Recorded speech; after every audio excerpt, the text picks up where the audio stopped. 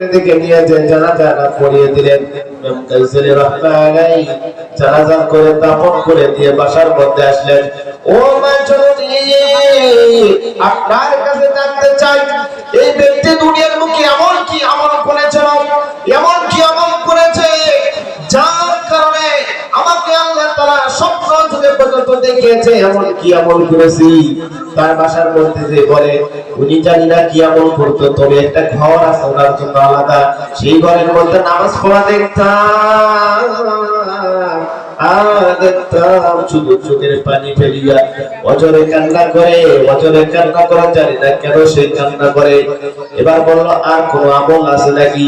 বলে আরেকটা জিনিস আমি দেখেছি, আমার স্বামী দুনিয়ার বুকে কোরআন শরীফ পড়া শেখে নাই, কোরআন শরীফ পড়তে পারতো না, ওই কোরআনটা ধরে এত কান্না করতো, বুকের সঙ্গে জড়িয়ে রাখতো, চুমো খাইতো। জানি নাই সারা আর কোন আমল করছে কিনা আমি দেখি নাই, আমি তার স্ত্রী হিসেবে কোনোদিন দেখি নাই, তাহাজ্জুদ পড়াও দেখি নাই, কোনো সময় কিছু দেখি নাই। এবার যখন এই কথা শুনলেন, ঘরের মধ্যে যে দেখলেন সুন্দর করে তাকের মধ্যে কোরআন শরীফটা আছে, এই কোরআন শরীফটা আছে, ওই কোরআন শরীফটা নিচে নামালেন, নামিয়ে দেখলেন প্রত্যেকটা আয়াতে আয়াতে তার হাতের ছাপ আছে। একটা কোরআন শরীফের আয়াতে যদি আপনি হাত বুলিয়ে যান একটু নোংরা হবে কিনা, এরকম করে একটু তাক মনে হয় যে উনি হাত বুলিয়েছেন আর চোখের পানি ফেলাইছে, ওই কোরআন শরীফটা দেখে যে হালকা ভিজা মতো। কিন্তু সে ব্যক্তি হাত পাতে তো মাওলার কাছে, দুনিয়ার কারো কাছে হাত পাতে নাই, একমাত্র আল্লাহ তাআলার কাছে হাত পেতেছে। আমি তো কোরআন শরীফ পড়তে পারি না, আমি কোরআন শরীফ পড়তে পারি না, কোরআন শরীফ পড়া শিখি নাই, মায়া করে অন্ধকার কবরের মাওলা গো আযাবের ফেরেশতাকে পাঠাইলো না, সেই যে ডাকলেও আমাকে কোরআনের ওসিলায় একটু নাসাত বানিয়ে দিয়ে এত আমল দেখেছে মাত্র দুনিয়ার। আপনি আমি কত জায়গায় আজকে সুবহানাল্লাহ পড়ে গেল, সুবহানাল্লাহ কাম হয় না। এবং আমাদের মধ্যে সময় দাঁড়ালে দেখা যায় যে ওর যে এত ঠেকা, এত সময় কম, মানে সুবহানাল্লাহ সুবহানাল্লাহ নামাজের মধ্যে কই তাড়াতাড়ি পালায়। কিন্তু আল্লাহ তাআলা কি বলেছেন, ওয়ালা তিল কুরআন তারতিলা, যে কোরআন মাজিদকে তারতিল সহকারে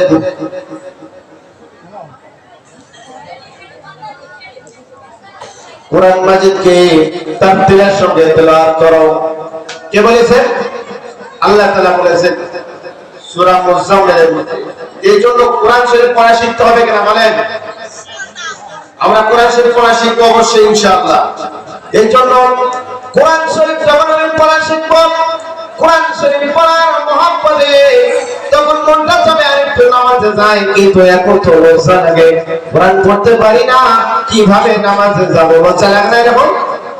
এই জন্য কোরআন শরীফের সূরাগুলো অন্তত মুখস্থ করে নেব, তখন দেখবেন যে নামাজ পড়তে আপনার আমার খুব মজা লাগবে।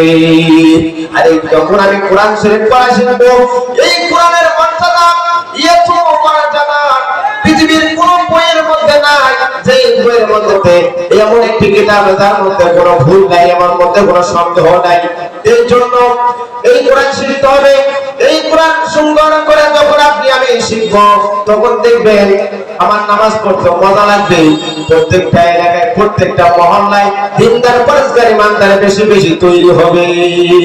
এই কোরআনের মর্যাদা আল্লাহ তাআলা বলেন, এই কোরআনকে যখন তুমি শিখবা, এই কোরআনকে যখন তুমি শিখবা, তখন আমার পরিচয় পাবা। যতক্ষণ কোরআন শিখবা না, ততক্ষণ আমার পরিচয় পাবা না। এই জন্য কোরআন শিখতে হবে, আমাদের কোরআনকে জানতে হবে। এই জন্য যে কোরআনের মাঝে আল্লাহ তাআলা কি হারাম করেছেন, কি হালাল করেছেন, সেটা পর্যন্ত জানি না। যখন আপনি কোরআন শরীফ একটু পড়া জানবেন, মনে চাবে আর একটু বাংলাটা দেখি, তখন যখন বাংলাটা দেখবেন তখন বোঝা যাবে যে কোনটা হালাল আর কোনটা হারাম। কি বলেন? শিখবো ইনশাআল্লাহ, আল্লাহ তাআলা তৌফিক দান করেন। সমাধান চাও যদি জীবনে মরণে, ফিরে চাও খুঁজে নাও চোখ রাখো। সমাধান চাও যদি জীবনে মরণে, ফিরে চাও খুঁজে নাও চোখ রাখো কোরআনে। সমাধান তবেই পাবে সুখ শান্তির ঠিকানা, তবেই পাবে সুখ শান্তির ঠিকানা। যদি মনে ফেলে নাও তুমি মনে প্রাণে সমাধান, সমাধান চাও যদি জীবনে মরণে ফিরে চাও, খুঁজে দাও চোখ রাখো কোরআনে সমাধান। এত চিরমূল্যান চিরমুক্তিটা এ যে মহাপানে খোদার কালামে পাক। কার কোরআন? এই কোরআন কার? এত চিরমূল্যান চিরমুক্তিটা এ যে মহাপানে খোদার কালামে পাক। এই দুনিয়ায় আর সেই দুনিয়া, এই দুনিয়ায় আর সেই দুনিয়া, মুক্তি পাবে তুমি দোজাহানে সমাধান, সমাধান চাও যদি জীবনে মরণে ফিরে চাও, খুঁজে দাও চোখ রাখো কোরআনে সমাধান। আলহামদুলিল্লাহ।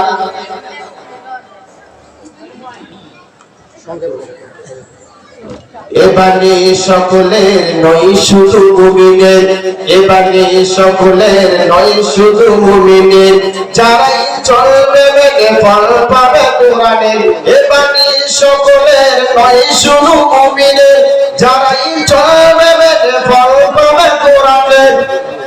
ঘরে বালা কিবা রাষ্ট্রে বলো, ঘরে বালা কিবা রাষ্ট্রে বলো, অশান্তি দূর করে শান্তি আনে সমাধান, সমাধান চাও যদি জীবনে মরণে ফিরে চাও, খুঁজে দাও চোখ রাখো কোরআনে সমাধান।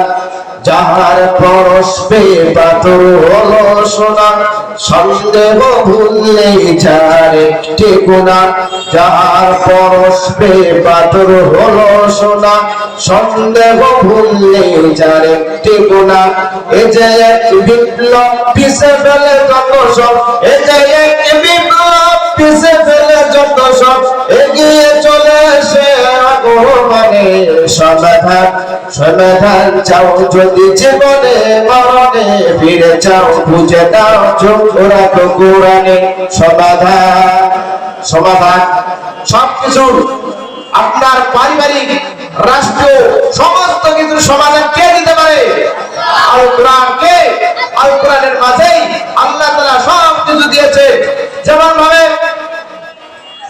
ভাবে আব্দুল্লাহ ইবনে মুবারক মক্কা থেকে হজ করে আসার সময় একজন মহিলার সঙ্গে দেখা। বলে বাবা, আপনি এখানে বসে আছেন কেমন, কিভাবে আসলেন, কতদিন ধরে বসে আছেন? ওই মহিলা সুন্দর করে কোরআন দিয়ে উত্তর দিয়েছে 40টি বছর। কয় বছর? 40টি বছর কোরআন দিয়ে উত্তর দিয়েছে। দেখে কোরআনের কত মজুদা, কোরআন এইভাবে চালিয়েছেন, তারা এইভাবে কোরআনকে হেড করেছেন। এই জন্য আমাদের ভিতরে, এই ভিতরেই মুসলমান আছে, মুসলমানের ভিতরে আছে যা কোরআনের কথা বললে তাদের গায়ে চুলকানি লাগে। কথা বলেন ঠিক কিনা? আজকে যদি কোরআনের থেকে উচিত কথাগুলো, ঠিক কথাগুলোই বলা হয়, তাদের গায়ে চুলকানি শুরু হয়ে যায়। এই জন্য মুসলমান ওই ব্যক্তি যার কোরআনের আয়াত, কোরআনের কথা শুনলে তার হৃদয় কেঁপে যায়, হৃদয়ে মায়া লেগে যায়, হৃদয়ের ভিতরে কম্পন তৈরি হয়, হৃদয়ের মধ্যে আল্লাহ তাআলার মহব্বত জেগে যায়, সেই ব্যক্তিই তো মুমিন। এর জন্য বুঝে নিতে হবে, জেনে নেবে, আজ থেকে জেনে নেবে, যেখানে যেই জায়গায় যেই বিষয়ে কোরআনের কথা বললে তার চুলকানি শুরু হয়, সমস্যা শুরু হয়, বুঝে নিতে হবে তার ঈমানের মধ্যে ত্রুটি আছে। মুসলমান কোন সময় কোরআনকে বিচার রাখতে চায় না। মুসলমান কোরআনের জন্য রাসূলুল্লাহ সাল্লাল্লাহু আলাইহি ওয়াসাল্লাম থেকে নিয়ে সাহাবীরা এই দ্বীন কায়েমের জন্য আল্লাহর